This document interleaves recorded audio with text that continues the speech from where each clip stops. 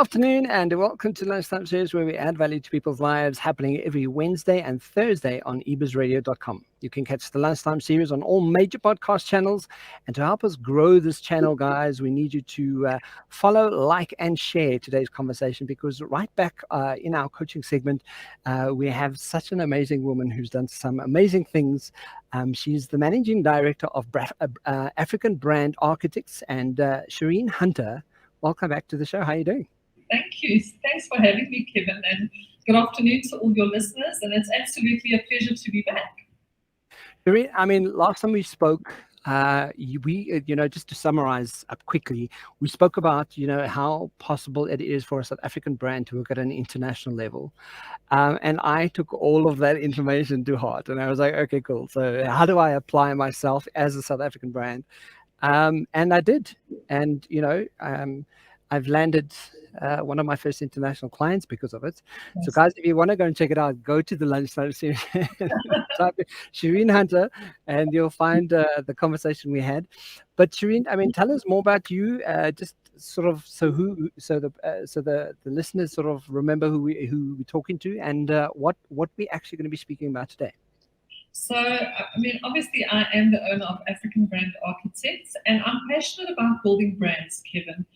It's those moments of illumination where you put like-minded people into a room and you share ideas. And I love taking things from concept to execution because therein lies the gap. There's a massive abyss between the wonderful ideas that people have from a small startup business right up to top international brands, to actually being able to bridge the gap to what it looks like in terms of implementing it and materializing. And I think we sit in the middle of that. So I love building brands. I'm very, very passionate about African brands. I love chatting to people who want to invest in Africa and develop their footprint in Africa. And it's 25 years later, and I love getting out of bed in the morning, and I love what I do every single day. And that speaks to, having the success that you've had, because I think, you need that passion and you need to want to love what you're going to do. And really, I mean, exactly to why I get out of bed, because I get to see, people like you and have these conversations. I get to design and come up with solutions for companies and to sort of help solve problems. I'm absolutely passionate about helping people shift. But I mean, in today's conversation, there's an interesting topic that we're going to be covering, which I absolutely love, that from a brand strategizing kind of perspective, you're also tackling it, because I think it's a very necessary conversation that brands don't have. So tell us about that. So today we're going to talk about what I call an expansion mindset. And it seems a little bit kind of on the edge. If you think that we've just come out of a global crisis, the last thing people generally want to talk about is expansion. But as you say, it's a conversation that's necessary. And I think we need to have that conversation sooner rather than later. Because with a lot of brands, what is still required is a rapid turnaround strategy. A lot of businesses are still hemorrhaging.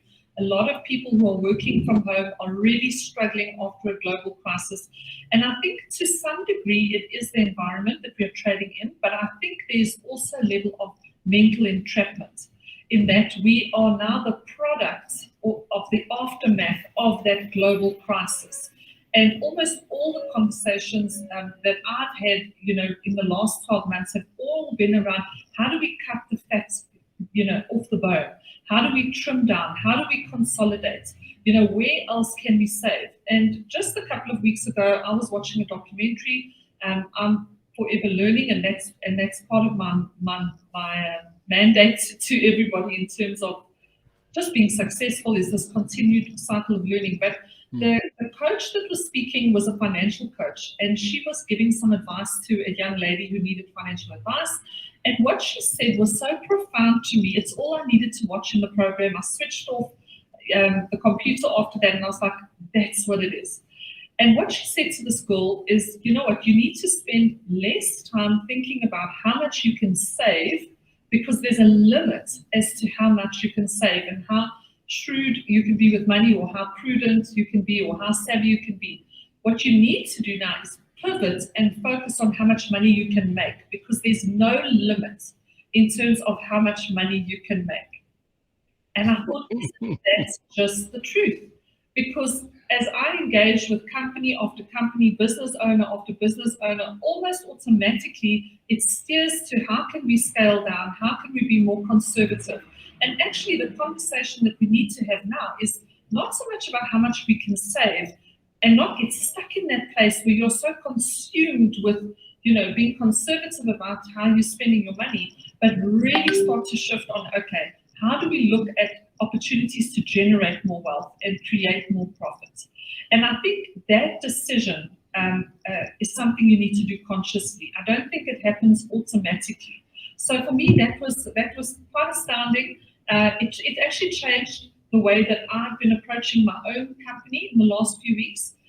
Because I realized even myself, you just get so caught up in that cutting, and actually you need to pivot, not just necessarily to another industry, but to another way of thinking with regards to money. This conversation is as if you've been reading my mind. I mean, I just received this information this morning, right? So we haven't prepped for this conversation.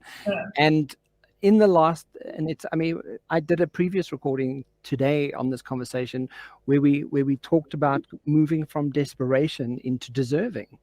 And it comes back to your very point here of mindset. And I think it's so important for brands to kind of look at that and kind of go, it is about where's my mind? Because part and parcel of that entrapment where, we've just come from COVID is now, this recession that's coming, right? So immediately it's panic stations for many brands, for many leaders.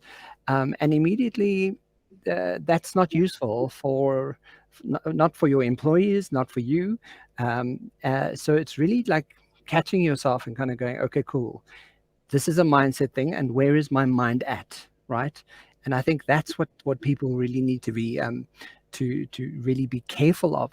But I mean, why do you think people fall into that contraction mindset when they do, especially needing to make business decisions?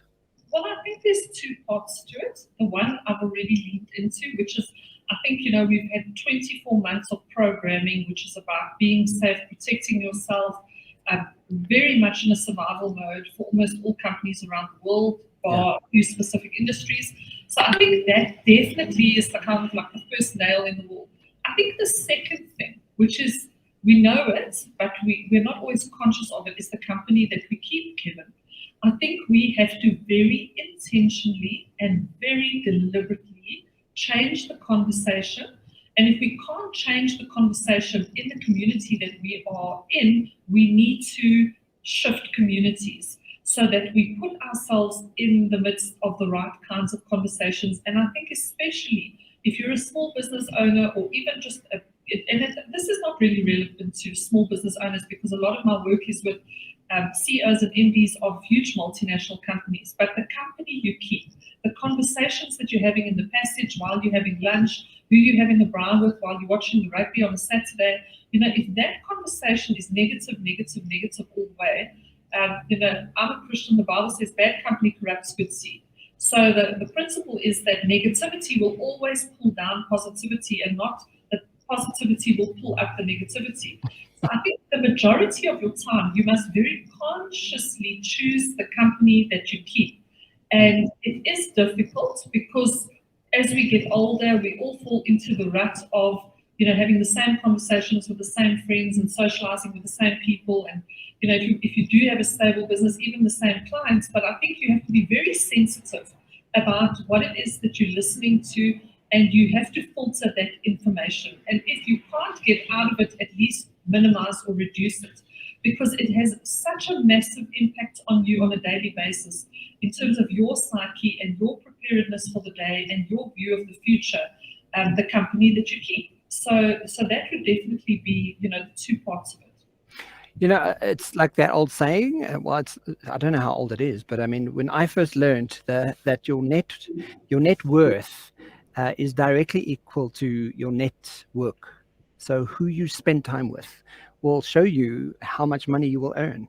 And when you sort of realize what that saying is, like, you will be influenced by the company you keep. And if you're keeping company that, like you say, is is not conducive to growth, and is not conducive to expansion, you're probably going to find yourself doing more of that than the opposite of that, right? Your net worth is equal to your network, right? So, and essentially the company that you keep will definitely permeate into what those conversations are, what it is you're talking about, what great ideas there are coming out, or not so great ideas coming out of people, and also how negative people are. It's misery loves company, so when you're keeping yourself occupied with that kind of environment, it's there's no doubt that it's going to pull you, especially if you're running a brand, especially if you're a decision maker, into a space that you want to try and avoid. Absolutely. What I want to say is, I think post a global crisis, we are all very porous. Everybody's looking for some level of certainty, and everybody's looking for the right answer, when really there is no right answer. At this stage of the game, it is going to hinge entirely on your mindset and your ability to identify the opportunities and your level of commitment and discipline. You can't really look to anybody else in any other kind of context or environment to give you the answers that you're looking for. So from my point of view, I would say as a leader, you almost find yourself in a place where you have to guard yourself and ring fence yourself. And spending time with successful people is not enough, because you may spend time, Kevin, with very successful people that are going through real personal dramas and who are extremely negative.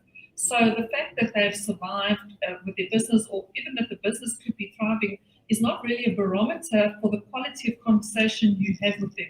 Just now, a week or two ago, I sat with somebody who used to be a mentor to me for many, many years. Sat, had a coffee, popped in, had a chat, but the conversation was so negative, and yet this business has exploded. It's extremely profitable. He's had dynamic growth. It's a wonderful business, but the conversation was just so negative from a political point of view, from just a general outlook point of view, just negative, negative, negative. And I walked out of that meeting feeling drained. And then the next day, woke up and realized, what it was?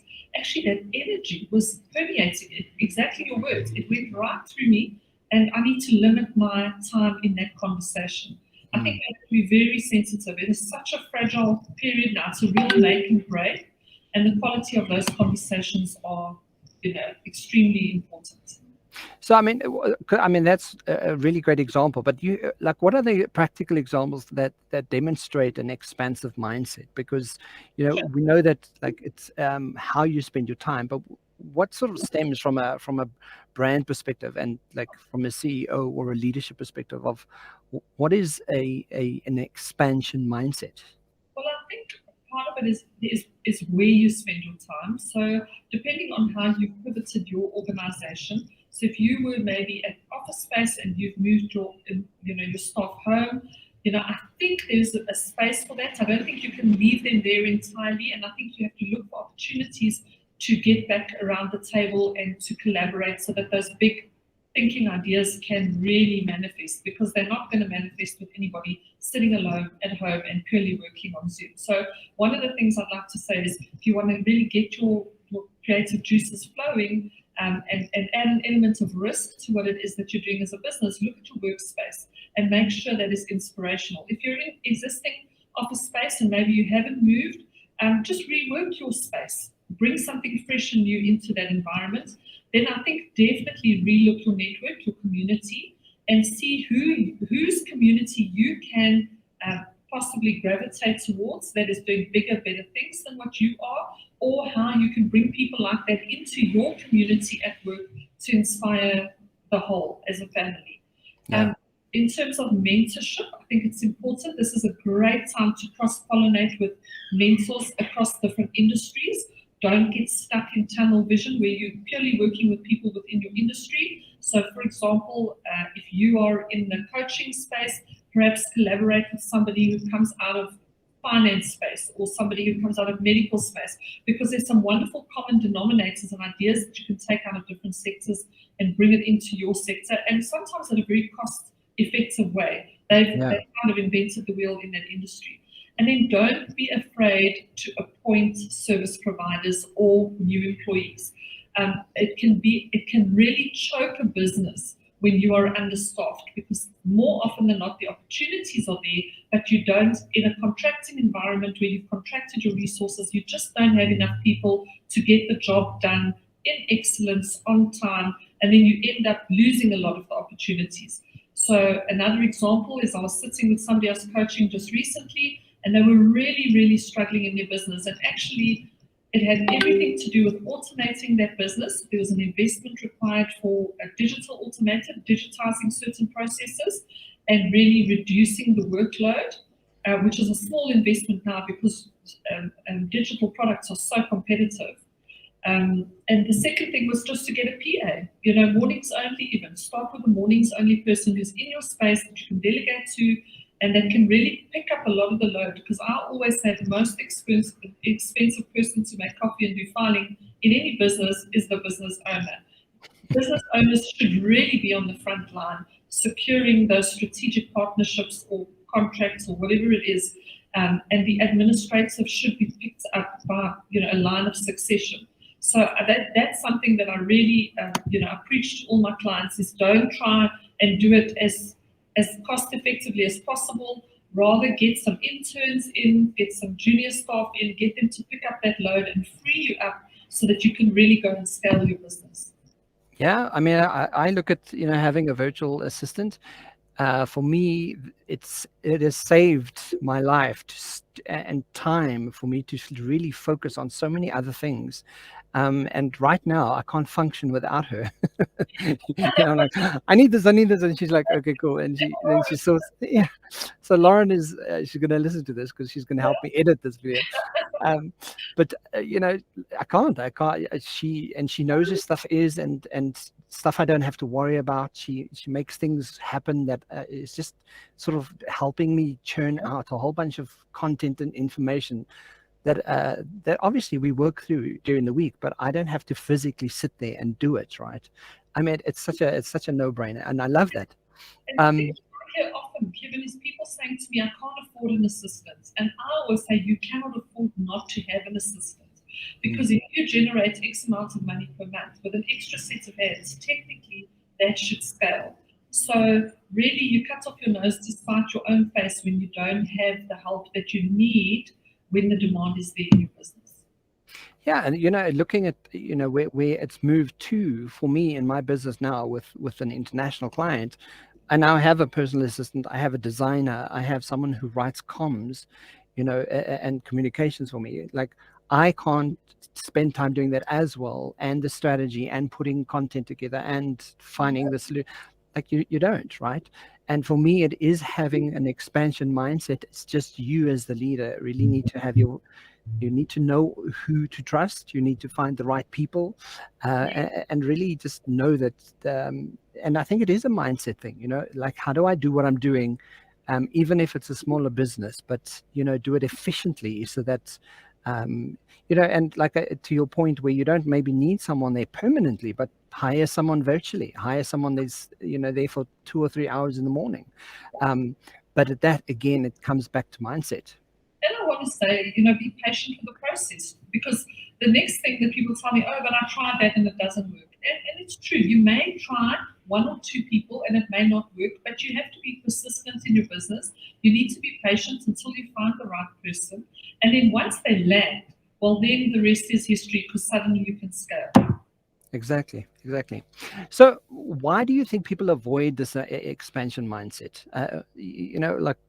Because I know it's avoidance tactics are wonderful, and we create them as wonderful strategies to procrastinate and to excuse anything, right? But why do you think people are avoiding this expansion mindset? Purely because it's uncomfortable, Kevin. It is uncomfortable to grow. That's why they call it the proverbial growing pains, isn't it? Yes. And from a psychology point of view, you will know that you only really start to change when you reach a level of dissatisfaction. Nobody really changes anything that is substantial when they're happy, when the system is working. So we have to really get dissatisfied and more dissatisfied and extremely dissatisfied. And when we are the most dissatisfied that it becomes unbearable, that is when we make the changes. People don't like to change. Everybody wants to stay the same. People prefer the comfort zone. And I think especially following a global crisis, I hate the word COVID, I'm tired of the word COVID now, but following such a massive global crisis, I think everybody's just wanting the stability, the anchor. Let's just settle down, like no major changes, let's keep it calm. And yet, there has never been a better time for the front runners, the leaders now, to go and take those markets and to bring those new products in. And those that are game, that have got the spirit and are prepared to take a couple of calculated risks, I think it's harvest time, to be quite honest. Yeah. And those that are going to hold back and sit and wait for a year or 2 or 3 to settle down at the rate in which things are developing and the competitors are popping up and international players are coming into the South African market, it's going to be too late. Unfortunately, this is one of those, it's like a marathon, whether you want to or not, you just have to push in for that last leg of the race. Yes, it's been unstable. Yes, it's been uncomfortable. It's the last thing we want is to be able to now scale and talk about expansion. We're barely recovering from, contraction, but actually the time is now. I love that. I mean, so in terms of, speaking about brands, do you have a case study or example of a brand that is doing well, that's, really expanding their mindset in the economic climate that we are in at the moment? I mean, in South Africa, I think a great brand to look at is Airlink. If you've looked at Airlink in the last, I want to say 12 months, you would have seen they've rebranded their aircraft, they've repurposed their content, they've positioned that brand completely differently, and they've been able to pick up a huge portion of the market. They were traditionally very much corporate traveler focused and a wonderful footprint into Africa. But if you look at Airlink as a brand now, you can just see a very dynamic, very fast-growing brand. The other day I was at the airport, it was as visual as anything. As I was walking towards a ticket counter to check in, the Airlink queue was just about as far back as the eye could see, and all the other check-in counters were standing almost empty. So you ask yourself as a brand person, what is Airlink doing right? And I think they were very fast acting in terms of the lockdown. I think very well run airline. But I think the way they've repositioned themselves and scaled, new aircraft, new routes, new, in the face of a global crisis, when so many other stakeholders in the tourism industry were really taking huge strain, they were expanding. And I think that's a fantastic example. So, I mean, on the flip side of that, what kind of brand example do you have of that has failed with having a contraction mindset? Yeah. So, I mean, I think it's hard to point out one brand because we've seen a lot of brands deep dive and be lost in the market. But I think if I could just use an example of an industry where you either won or you lost, if we look at the restaurants industry and how those restaurants pivoted during crisis, there were restaurants that were closed down completely, so that would be that contraction mindset, reduce the risk, retrench the staff, get rid of the stock, sell half of the furniture in the restaurant, really, took a lot of strain, and we saw a lot of casualties in that space. And then we saw other restaurants, and I think of a place now, I just can't remember the name, but it was in Kempton Park, where they were, overnight became a drive-in, where you could literally, and they were in a shopping center, in a car park. It was not that they had the designated parking, and you could literally come and park outside the restaurant. They put a board through your car, and they served you the most ornate foods, milkshakes, beautiful gourmet meals, but served in your car. And it was a reason for people to leave their house. They could stay in their car, they could feel safe, they could order exactly what was in the menu into their car. And they just had a few more waiters running up and down, and kudos to them. We saw restaurants like that exploding and doubling in size.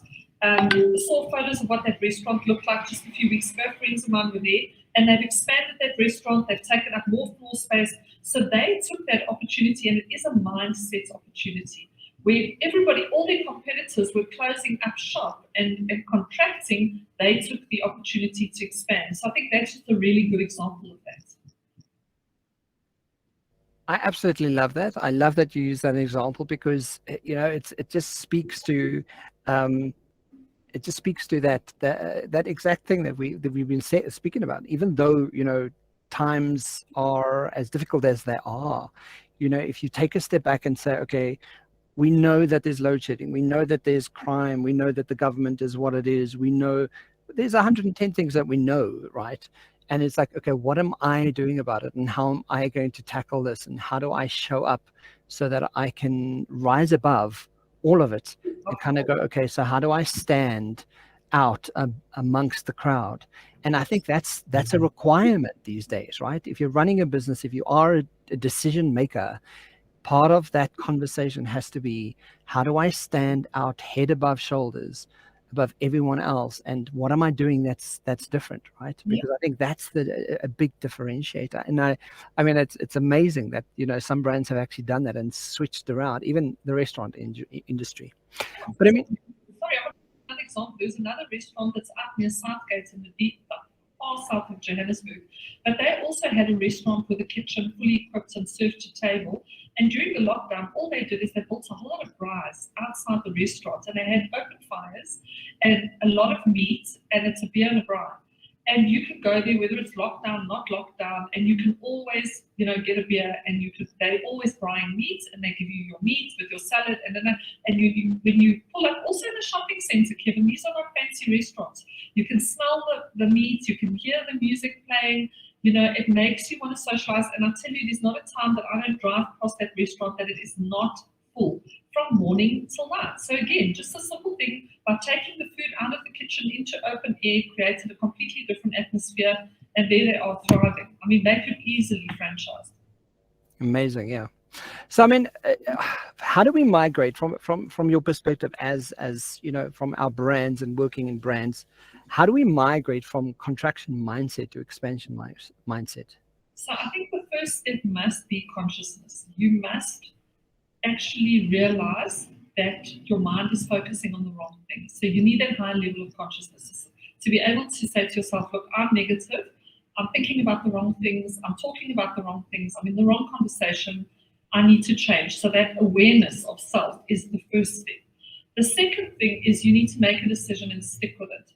So if you've identified all the things that are not right in terms of your mindset, everything going in is wrong, you then need to do the flip side of that and say, okay, I'm in the wrong conversation. This is how I remedy it. My thought life is like this. I need to read more books, listen to more podcasts, whatever it is. So each one, it's like a manual. I always say, take your car out of automatic and you're now going into manual. First, second, third, fourth. It needs a very deliberate strategy. So that decision making. And then finally, you just have to push yourself. It is uncomfortable. Nobody wants to do it. Even those of us who are doing it well don't want to do it. It's hard. It's not easy. It requires discipline. It requires commitment. And there's absolutely no sidestepping that. I love that. Shereen, I'm like, we already have hit our 40 minutes of comment. Like, I love having these conversations with you, and you know what, I love it. Even from a brand strategy, I think your approach to why brand expansion, just this topic that we're speaking about today, relates back to humans and how humans show up and human behavior, because essentially when you break it down to building blocks, that's what a brand is. It's the people in the brand that make the brand, right?